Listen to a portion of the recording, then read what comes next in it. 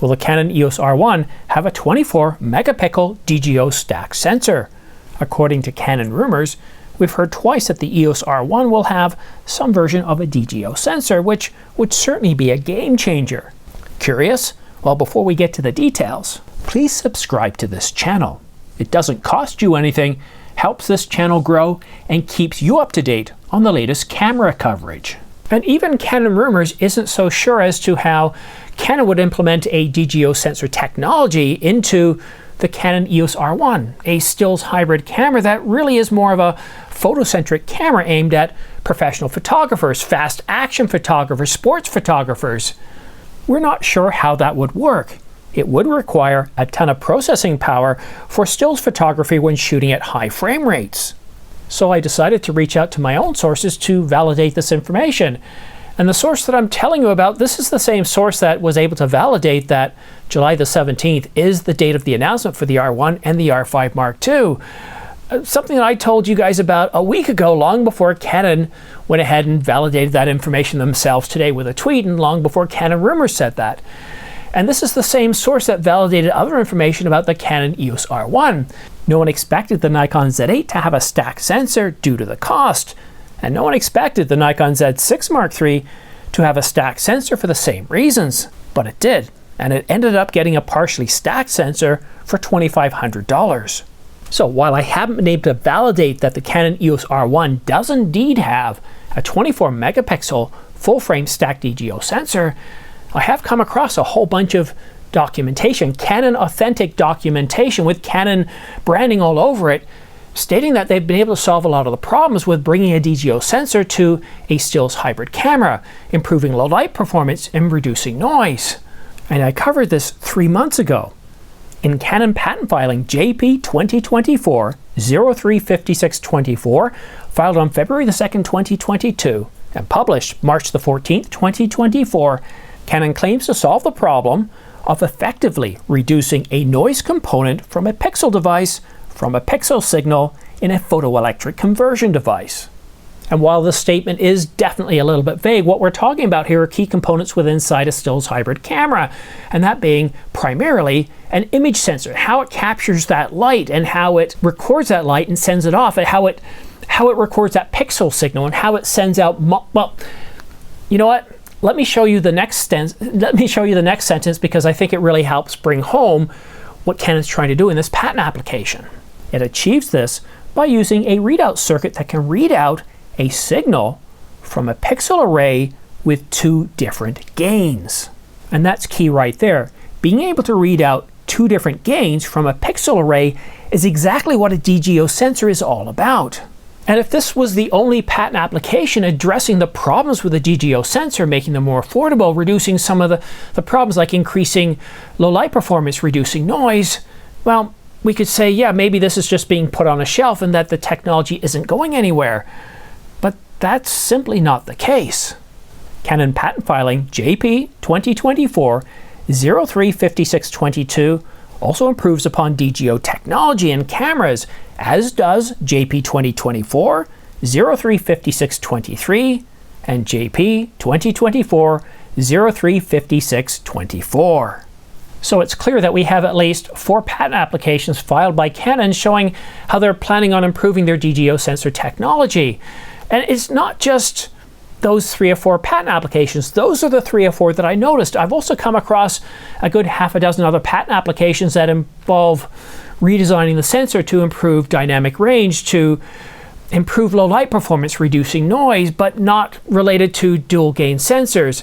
You see, whenever Canon spends an awful lot of time, a lot of resources, and when we're talking resources, we're talking people, we're talking money, they're taking that effort away from something else. So when we see an awful lot of patent applications about a given topic, you will see that topic start to bleed over into other, how shall we say, well, components, how it will touch upon the image processor, how it'll start talking about other aspects of the image sensor and how it captures that light, how it converts that light, and how it's then able to generate dual output, and how it's able to improve the processing power. And this is something rather significant because even Canon rumors themselves say it would require a ton of processing power for stills photography when shooting at higher frame rates.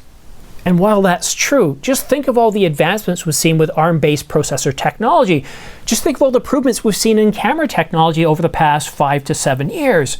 I mean, the Canon EOS R5, the Mark I, nobody expected a camera that could, well, provide 45 megapixels, shoot at 20 frames per second, and be able to do 8K video raw up to 30 frames per second was even possible. And to be able to do that without cropping in, without contrast detect autofocus, having full-on autofocus, and with IBIS, people thought, you're crazy, this doesn't make any sense. So here we are in 2024, we're seeing dramatic improvements in sensor technology and ARM technology and components, and I certainly think based on a lot of the other patent applications I've seen regarding sensor design technology, well, not specifically sensor design technology, but the actual patents behind chip integrated circuit technology, because Canon has their own fab. They develop their own machines that develop their own chips. And I've seen an awful lot of patent applications, more patent applications around designing chips than I've actually seen around cameras. Not as much as photocopiers, but there is a chance that Canon has made some significant gains in being able to process the information, to be able to take an awful lot of bandwidth of more than 1 gigabits per second and process that information to be able to deliver a dual output in a sensor, and to be able to do that inside a stills hybrid camera such as the Canon EOS R1. But one of the reasons why it's important to understand the patent applications is because the Canon EOS R1 is a stills hybrid camera designed primarily for photographers. It's not designed primarily for video shooters. And previous Canon cameras that have DGO sensors in them, well, they're cinema cameras, and it's a completely different ballgame, different technology. Sure, they use a shutter, they use ISO, and they use many other of the same settings that we use as photographers, but they use them in very different ways. The problem with the patent applications is that in this case, they're just a little bit too vague on which types of cameras the patent applications apply to. The components found in the Canon EOS R1 are the same components found in the Canon cinema cameras. And the diagrams from these patent applications, well, they mostly consist of logic flow diagrams or provide output results. Isn't a single diagram amongst the bunch that indicates that it could be a stills hybrid camera or a cinema camera. And when I set out to produce this video, I had a few ideas in my head. One is Canon rumors onto something here? They've had a few sources saying something, and that might sound like a lot, but with 1 week to go before the announcement, to not have it validated, well, that puts a little bit of a red flag up there. And this is not a knock on Canon rumors.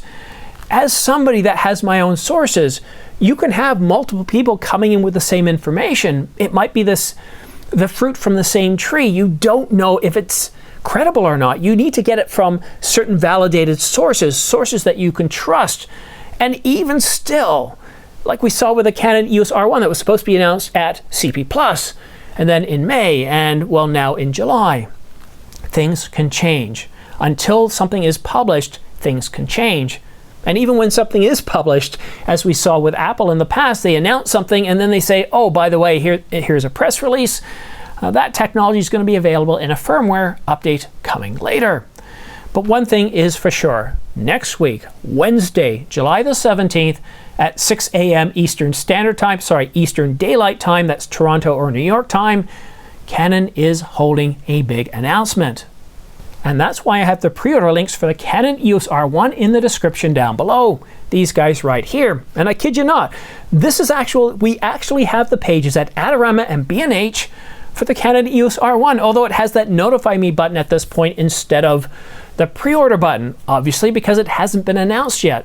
And if you do use these pre-order links that I have in the description down below, I recommend copying them down, bookmarking them, because as soon as the embargo is lifted, I'll let you know, because I'm doing a live stream to bring you the latest and greatest. I have my expert panel. I already have several guests lined up where we're going to talk about and provide coverage of the Canon EOS R1, the R5 Mark II, whatever lenses are going to be announced, starting 60 minutes before Canon's coverage, and then we're going to cover their announcement live, providing you with our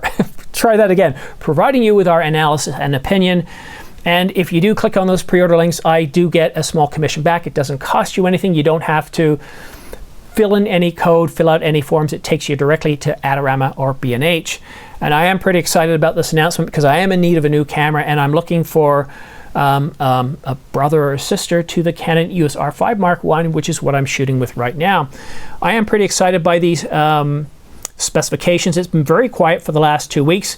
I came out last week with the date, and I'm so thankful to my sources for providing me with this information, because as you saw earlier this week, Canon rumors came out now stating that it was July the 17th, and then today, or actually it was yesterday, Canon UK and Ireland came out and said, yep, July the 17th at 6 a.m.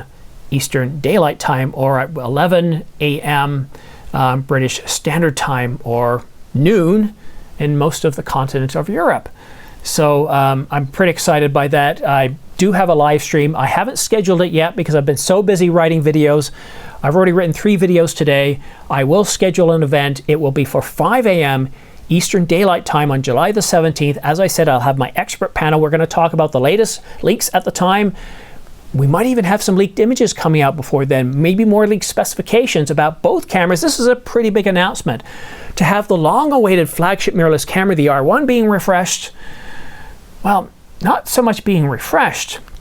I mean, this is a significant moment for Canon. This is their last big, powerful DSLR being refreshed with a mirrorless camera, at least if you're willing to ignore the R3. And then, of course, Canon's follow-up to the very, very popular R5, the R5 Mark II. And I wouldn't be surprised if we get not one, but 2 lenses, one that's kind of aimed at the Canon EOS R5 folks, one that's aimed at the Canon R1 folks, or maybe even an affordable APS-C lens. So we'll just have to wait and see. Thank you so much for sticking around to the very end of this video. If you want to stay up to date on all the latest news and rumors concerning the Canon EOS R1, the R5 Mark II, what lenses we're going to be getting, go ahead and subscribe and choose all notifications. But you also might want to follow me on X. You know what?